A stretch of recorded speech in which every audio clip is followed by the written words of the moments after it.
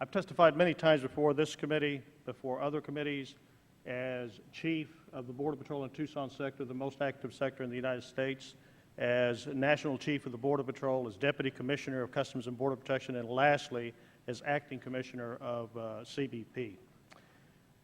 I believe this is the first time that I testify as a plain citizen, the most important position that any one of us can actually hold. I look forward to testifying today, along with my distinguished and fellow members here.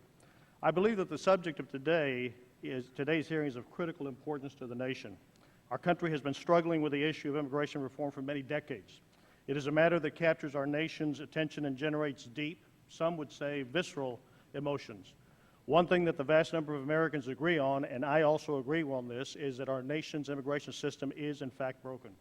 I spent 35 years working the borders of our country at many levels within the organizations responsible for the security of those borders. We have made tremendous advances in securing our nation's borders.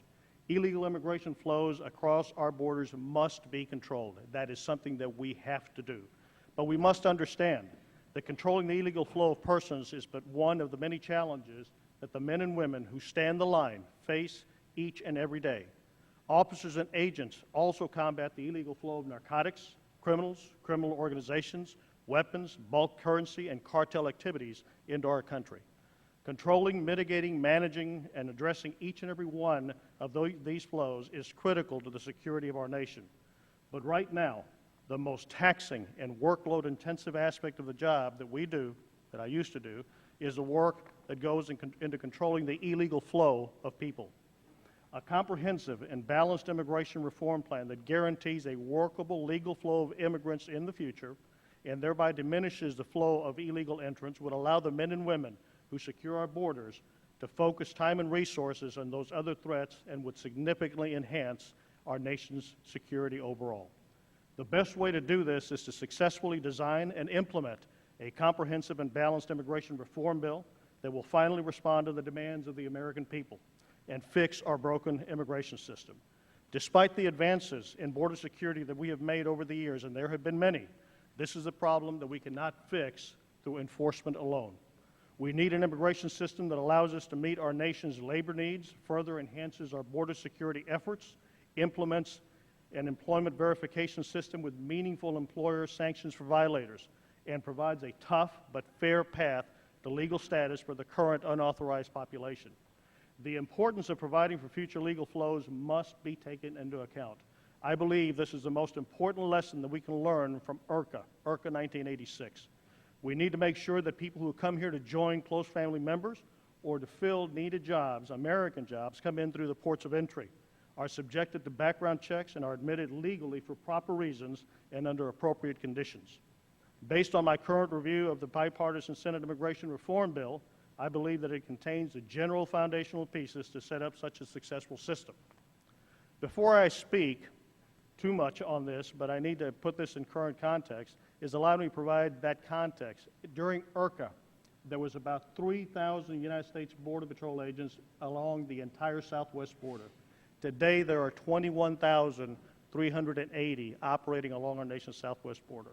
We literally operated with technology at the time that consisted of handheld flashlights, Vietnam-era sensors, very little border lighting on the border, and certainly none of the outstanding technology that our agents work with today.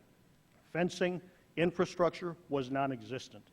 The difference between then and now is stark. We are at a time of opportunity.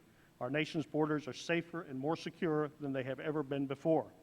The flows of illegal crossings are at their lowest point in over 40 years. Since its inception, DHS has added a tremendous amount of resources and capabilities to the borders. Our partnership with Mexico is something that we must speak about. It has come a long way. We work very closely with our partners in Mexico on both sides of the border. There is a resolute effort to bring control to our borders. There is a recognition on parts of U.S. officers and Mexican officers that we have a joint responsibility to secure our borders. Reduce crimes along the southwest border by 40%.